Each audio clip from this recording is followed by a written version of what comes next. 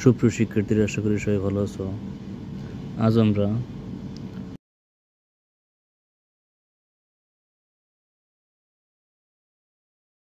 অধ্যায় 12.4 এই অনুশীলনীর পরবর্তী অর্থাৎ শেষ অঙ্কগুলো শেষ করব। তো আমাদের গত পর্বে আমরা এই অধ্যায়ের 13 নং পর্যন্ত সমাধান করেছি। আজ 14 থেকে 17 নং পর্যন্ত অবশিষ্ট আছে। এই অবশিষ্ট অঙ্কগুলো আমরা শেষ করব। তো এই অধ্যায়ে আমরা করতে যাচ্ছি দুই চলক বিশিষ্ট সরল সমীকরণের মান নির্ণয়। তো এইখানে দুইটি চলক বিশিষ্ট সমাধান করতে হবে। তো দুইটি চলকের মান নির্ণয়ের মাধ্যমে আমাদের এই অধ্যায়ের সমাধানগুলো সম্পন্ন করতে হবে। তো আজকে আমরা প্রথমে 14 নং সমস্যাটি দেখে নিচ্ছি।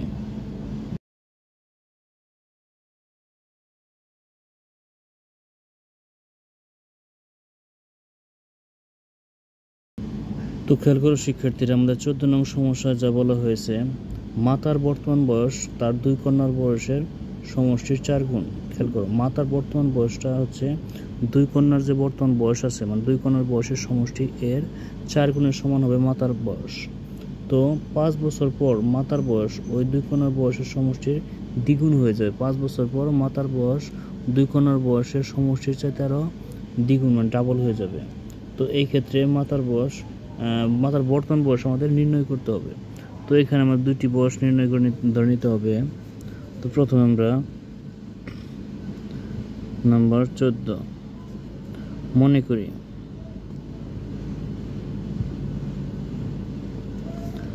করি মাতার বর্তমান বয়স, মানে এই মুহূর্তে তার বয়স কত সেটা আমরা ধরে নিচ্ছি। বর্তমান বয়স, তার বর্তমান বয়স আমরা কি ধরে নেব?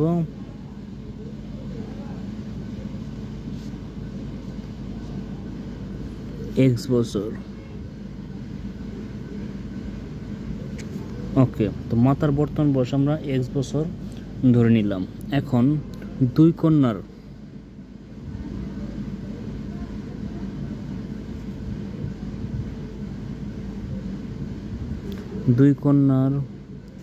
বর্তমান বয়স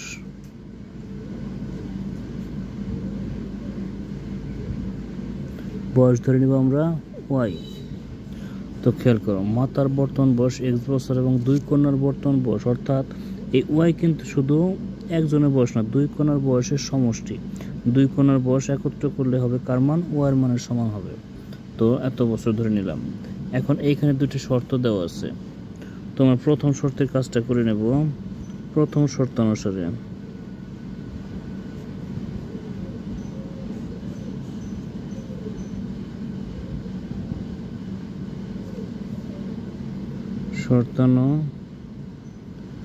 প্রথম শর্ত অনুসারে বলা হয়েছে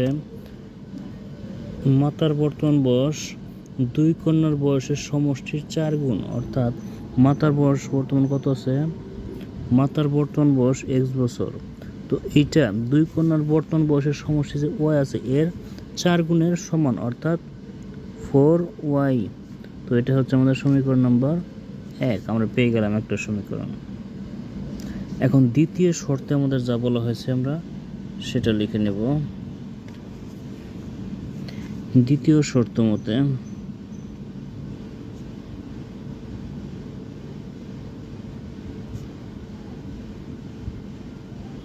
দ্বিতীয় শর্তানুসারে বলা হয়েছে 5 বছর পর মাতার বয়স, অর্থাৎ খেয়াল করো 5 বছর পর মাতার বয়স এখন যদি x থাকে, তো 5 বছর পর কিন্তু মাতার বয়স হবে কত? x প্লাস 5 এইটা। এখন মাতার বর্তমান বয়স x বছর হলে 5 বছর পর মাতার বয়স হবে কত? x প্লাস 5 বছর। তো মাতার বর্তমান বয়স কী হবে? দুই কন্যার বয়সের সমষ্টির দ্বিগুণ হবে, মানে ডাবল হবে। তো 2 আমরা গুণ করে দিচ্ছি, দ্বিগুণ। কার বয়স সমষ্টি? দুই কন্যার বর্তমান বয়সের সমষ্টি হচ্ছে y। তো 5 বছর পর কিন্তু এদের প্রতি কন্যার কত করে বাড়বে?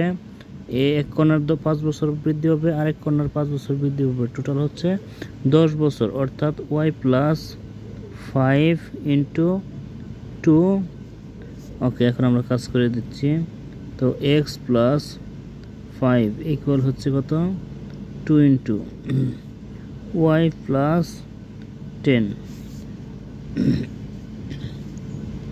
বা এক্স প্লাস 5 ইকুয়াল 2 দ্বারা গুণ করলে হচ্ছে 2y প্লাস 2 দ্বারা গুণ করলে হচ্ছে 20। এখন এক্স আর ওয়াই এক পাশে লিখবো আর সংখ্যাগুলো আমরা এক পাশে করবো। এক্স মাইনাস 2y, এটা প্লাস ছিল এই পাশে, মাইনাস হয়ে আসলো, সমান 20 মাইনাস 5। সুতরাং এক্স মাইনাস 2y ইকুয়াল হচ্ছে 15। তো এই 15 কিন্তু আমরা একটা সমীকরণ পেয়ে গেলাম। সমীকরণ নম্বর হচ্ছে 2। তো 1 নং সমীকরণে যেহেতু একটি এক্স এর মান দেওয়া আছে, অর্থাৎ ওয়াই এর মাধ্যমে এক্স এর মান নির্ণয় করা আছে, তো এই এক্স এর মানটা আমরা 2 নং সমীকরণে বসিয়ে দেব। তো কি লিখবো আমরা? এক্স সমান 4y, এক্স এর মান যে 4y, এটা 2a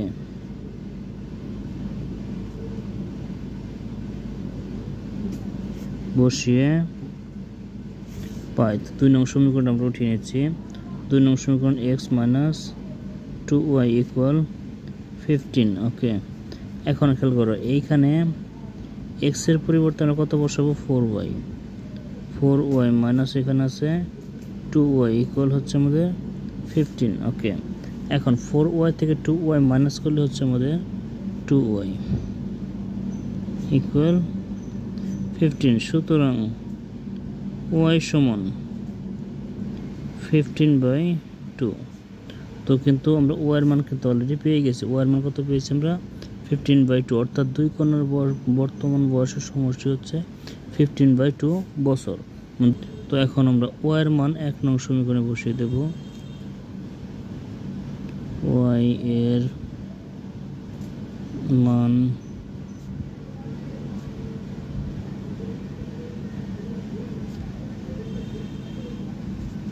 একে বসিয়ে পাই। তো খেয়াল করো, আমরা 1 নং সমীকরণটা কি ছিল আমাদের? x ইকুয়াল 4y বা x থাকলো 4 ইন্টু y এর মান পেয়েছি আমরা 15/2। 2 দ্বারা 4 কে 2 হয়, সুতরাং 2 দ্বারা 15 কে গুণ করলে x ইকুয়াল 30। তো x এর মান আমরা 30 পেয়েছি। x আমাদের কি ছিল? মাতার বর্তমান বয়স। তো বর্তমান বয়সের মান ছিল কত? 30, অর্থাৎ মাতার বর্তমান বয়স 30 বছর। সুতরাং মাতার বর্তমান বয়স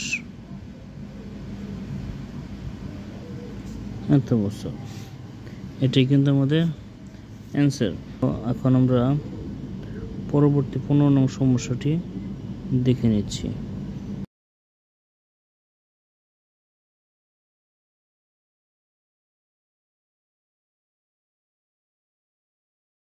15 বলা হয়েছে একটি আয়তাকার ক্ষেত্রের দৈর্ঘ্য 5 মিটার কম ও প্রস্থ 3 মিটার বেশি হলে ক্ষেত্রফল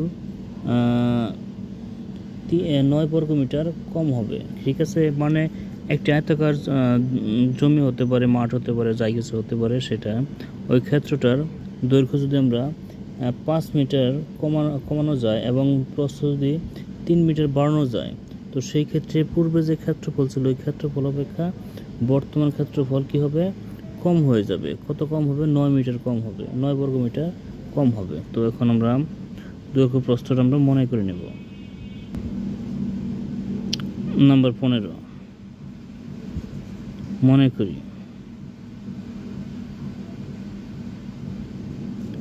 করি দৈর্ঘ্য কি ধরবো আমরা? এক্স, প্রস্থ ধরে নেব আমরা ওয়াই। তো ওই আয়তাকার ক্ষেত্রের দৈর্ঘ্য আমরা এক্স ধরে নিলাম, প্রস্থ ওয়াই ধরে নিলাম। তো দৈর্ঘ্য আর প্রস্থ জানা থাকলে আমরা কী বের করতে পারি? সুতরাং ক্ষেত্রফল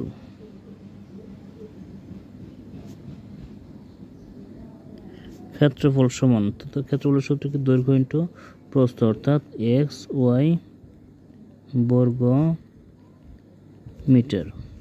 তো আমরা কিন্তু ওই জমির দৈর্ঘ্য এবং প্রস্থ অনুসারে ক্ষেত্রফল পেয়ে গেছি। এটা হচ্ছে আমাদের বর্তমান ক্ষেত্রফল, ঠিক আছে। এখন কি বলছে প্রশ্ন, প্রথম শর্ত মতে, প্রথম শর্তে কি বলছে? প্রথম শর্তে বলা হয়েছে দৈর্ঘ্য আমাদের 5 মিটার কমাতে হবে। তো আগে দৈর্ঘ্য ছিল x, এখন মাইনাস করবো আমরা 5। তো এটা কিন্তু বর্তমানে মানে 5 মিটার কমানোর পর দৈর্ঘ্য হলো। এখন প্রস্থ আগে ছিল কত y, এখন আমার 3 মিটার বৃদ্ধি করতে হবে। তো খেয়াল করো, এটা দৈর্ঘ্য, এটা এখন প্রস্থ।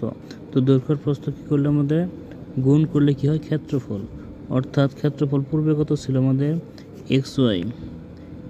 আর দেখো খেয়াল করো, এটা কিন্তু 5 মিটার কমিয়ে এবং 3 মিটার বৃদ্ধি করে আমাদের নতুন ক্ষেত্রফলটি পূর্বের ক্ষেত্রফল অপেক্ষা 9 কম আছে। তো এখন এটা আমরা সমীকরণ করে নেব।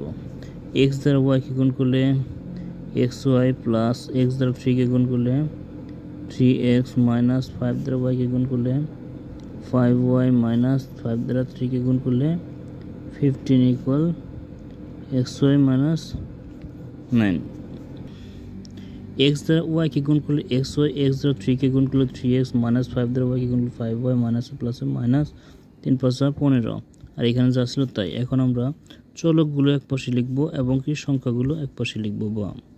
তো এখানে xy ছিল থাকলো প্লাস 3x থাকলো মাইনাস 5y এটা থাকলো। এখন আমরা সংখ্যাগুলো, তো এই পাশের xy যখন এই পাশে চলে আসবে কি ছিল প্লাস, এটা মাইনাস xy চলে আসলো সমান।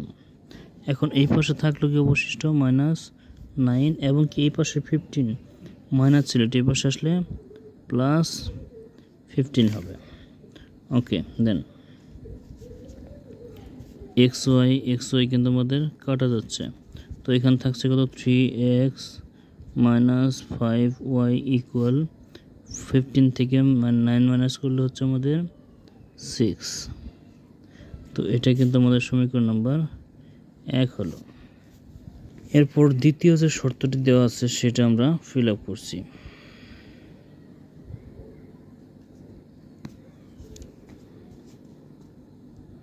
সেকেন্ড কন্ডিশন অর্থাৎ তৃতীয় শর্ত মতে, দ্বিতীয় শর্তে বলা হয়েছে দৈর্ঘ্য 3 মিটার বাড়াতে বলা হয়েছে এবং প্রস্থ আমাদের 2 মিটার বৃদ্ধি করতে বলা হয়েছে। তাহলে ক্ষেত্রফল কত?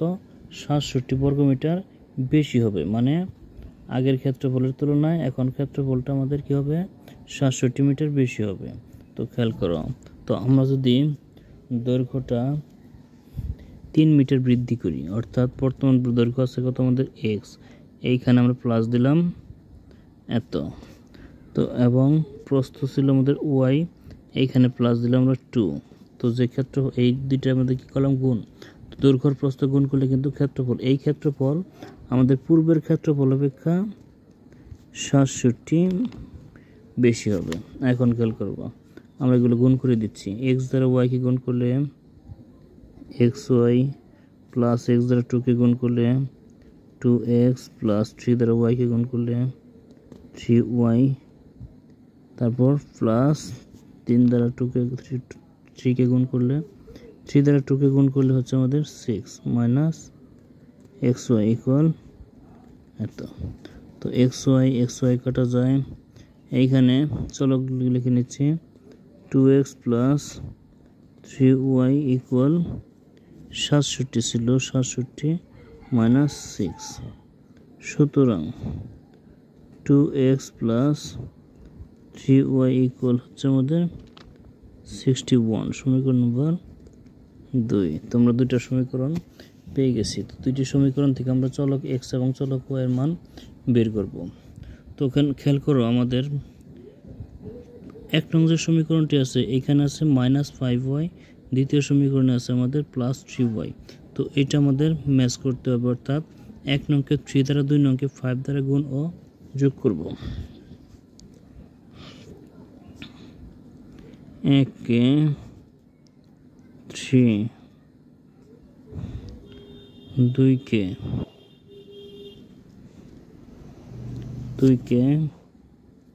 5 5 দ্বারা গুণ ও যোগ করি।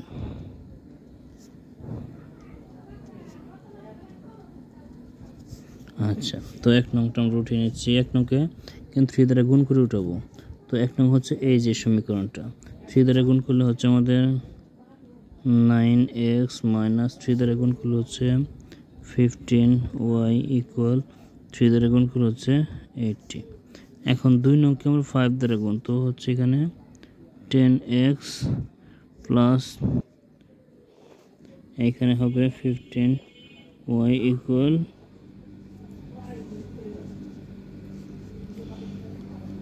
এইখানে ছিল আমাদের 61কে আমরা 5 দ্বারা গুণ করলে হচ্ছে কত, তো 5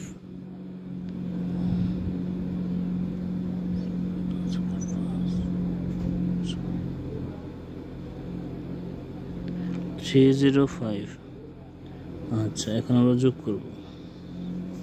তো 15y কাটা 9x এবং 10x যোগ করলে হচ্ছে আমাদের 19x ইকুয়াল এই দুইটা যোগ করলে হচ্ছে আমাদের 3 2 3।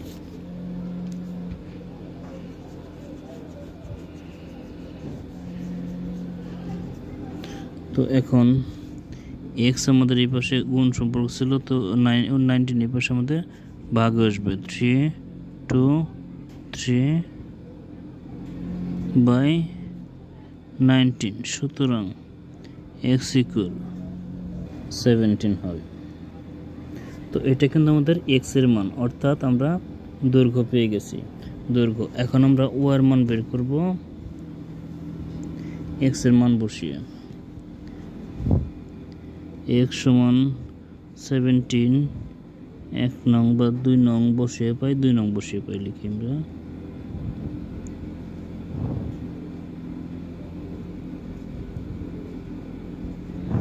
তো 2 নং সমীকরণটি ছিল আমাদের 2x প্লাস 3y সমান 61। এখন আমরা x এর মান বসাবো 2 ইন্টু x এর মান হচ্ছে 17 প্লাস 3 ইকুয়াল, এখন দেখো 17 দুগুণে 34 প্লাস 3y সমান 61। এখন 34 কিন্তু এই পাশে প্লাস আছে, এই পাশে মাইনাস আসবে, বা 3y সমান 61 মাইনাস আসবে 61 মাইনাস হচ্ছে 34, বা 3y সমান মাইনাস করলে 27।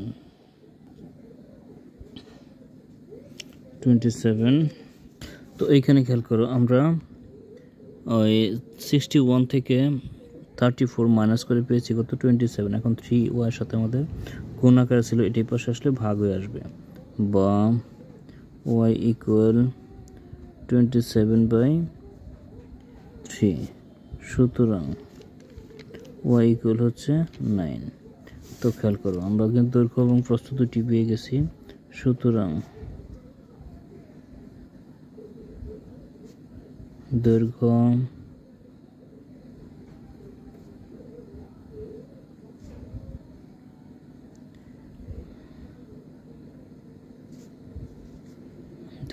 তো মিটার এবং প্রস্থ 9 মিটার। ওকে, এটাই আমাদের কিন্তু অ্যান্সার। পরবর্তী সমস্যায় আমরা চলে যাচ্ছি।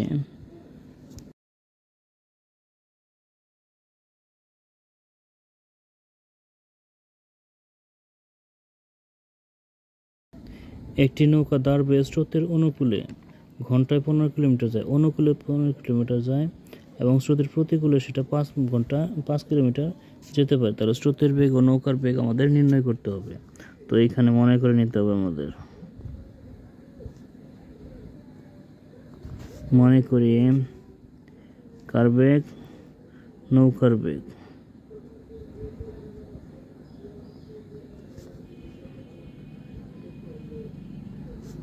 নৌকার বেগ হচ্ছে এক্স, স্রোতের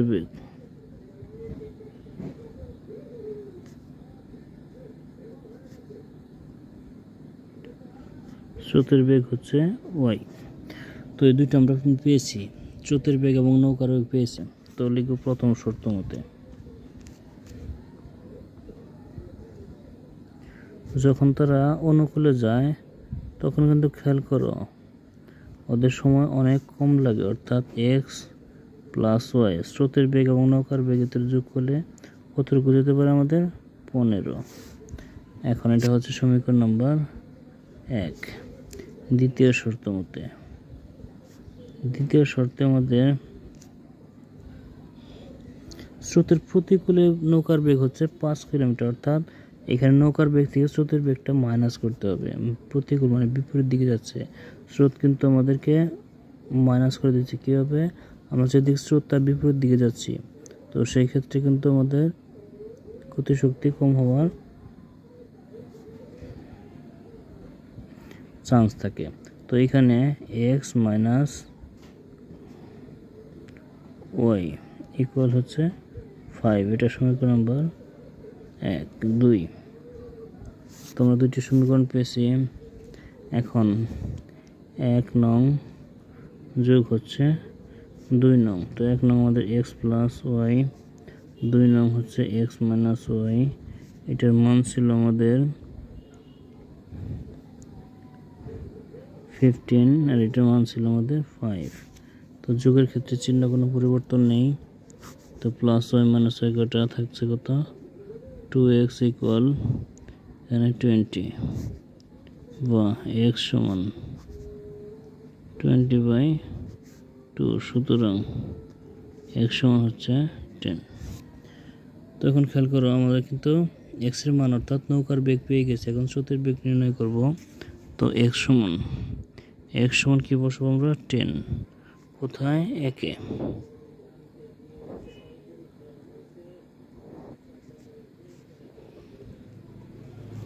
তো x ছিল আমাদের কত, x প্লাস ওয়াই সমান 15 বা x এর মান 10 প্লাস ওয়াই সমান হচ্ছে 15।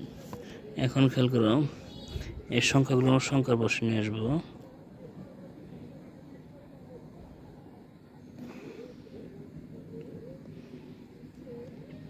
সংখ্যার কাছে নিয়ে আসলে কি হচ্ছে আমাদের ওয়াই ইকুয়াল 15 মাইনাস 10, সুতরাং ওয়াই সমান হচ্ছে,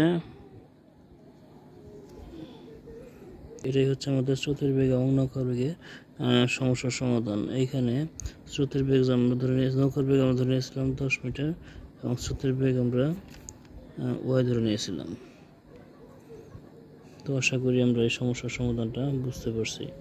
এখন পরবর্তী সমস্যায় আমরা চলে যাচ্ছি, তার আগে সমস্যাটা একবার দেখে নেব।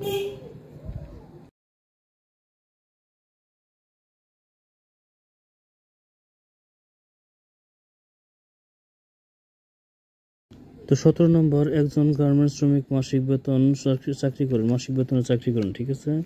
তো প্রতি বছর শেষে একটি নির্দিষ্ট বেতন বৃদ্ধি পায়, প্রত্যেক বছরই তাদের বেতন একটু করে বৃদ্ধি পায়, কিন্তু একটা নির্দিষ্ট মাপে, মানে যা এক বছর যা বৃদ্ধি হবে পরবর্তী মাসে তাই বৃদ্ধি পাবে।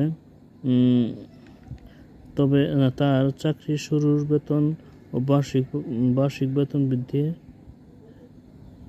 পরিমাণ নির্ণয় করতে বলছে। তো এইখানে আমরা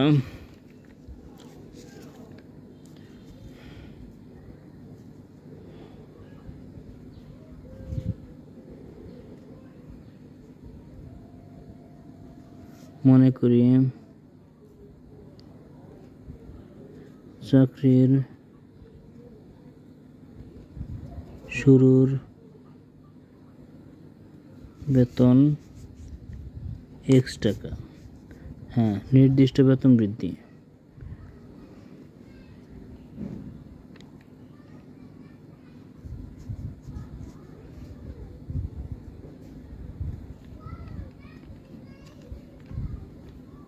নির্দিষ্ট বেতন বৃদ্ধি।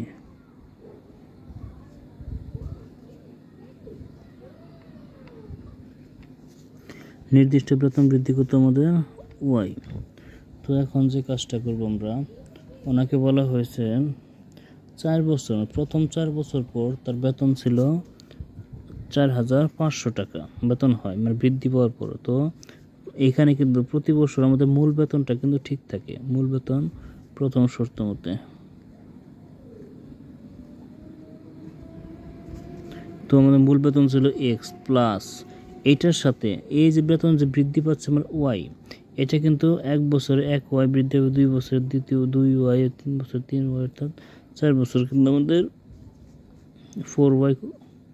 তো 4 ওয়াই 4 বছরে 4 ওয়াই বেতন বৃদ্ধি পায়। তো এই দুটো মিলে আমাদের মূল বেতন এবং বৃদ্ধি পাওয়া বেতন, এই দুটো মিলে কত হচ্ছে 4,500, সমীকরণ নম্বর 1। এখন দ্বিতীয় শর্ত মতে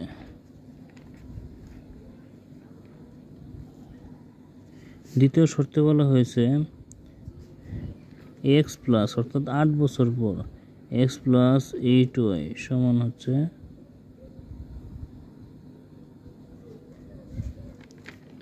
5,000 টাকা। সমীকরণ নাম্বার হচ্ছে আমাদের 2। তো দুইটা সমীকরণ আমরা পেয়ে গেলাম। এখন দুইটা সমীকরণে কিন্তু আমরা এক্স ম্যাচ করে গেছে, তো আমরা কোনো গুণ করে ওয়াই মিল করার প্রয়োজন নেই। আমরা 1 ও 2 বিয়োগ করে দেব। 2 - 1, 2 নং হতে আমরা 1 নং বিয়োগ করবো, 2 নং রাশিটা আমাদের বড় আছে। তো এক্স প্লাস 8y ইকুয়াল হচ্ছে 5,000।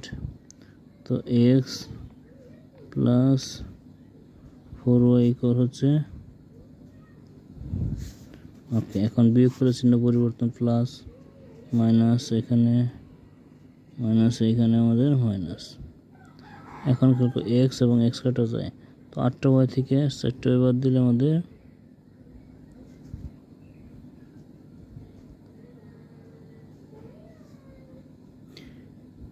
এখন এখানে মাইনাস করলে হবে আমাদের,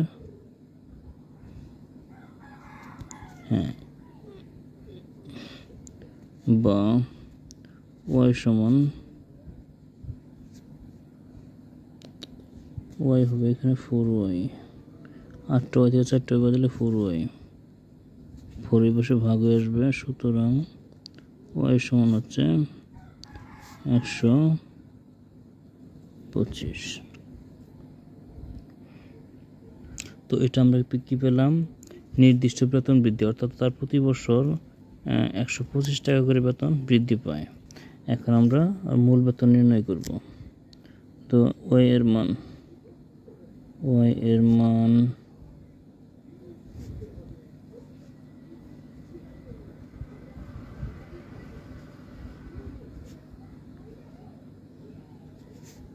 তো 1 নং সমীকরণটা উঠাই, এক্স প্লাস 4y ইকুয়াল হচ্ছে কত,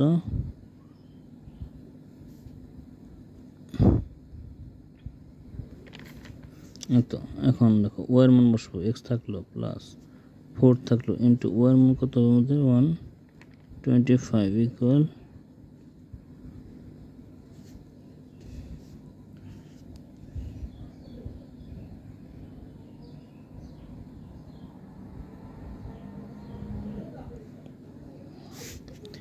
এক্স প্লাস, তো এটা গুণ করলে হবে আমাদের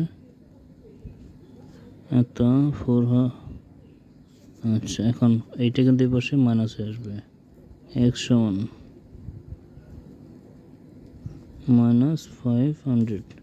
সুতরাং এক্স সমান হবে আমাদের 4,000। এটাই কিন্তু আমাদের আনসার। তো আশা করি আমরা এই সমস্যার সমাধানে বুঝতে পারছি এবং কি এই সাথে আমাদের এই অধ্যায়টি সমাপ্ত হলো। তো আমরা আজকের মতো এই পর্যন্তই রাখবো। আগামী পর্ব দেখার আমন্ত্রণ জানিয়ে বিদায় নিচ্ছি। সবার জন্য অনেক অনেক শুভকামনা রইল। ভালো থেকো সবাইকে অনেক ধন্যবাদ।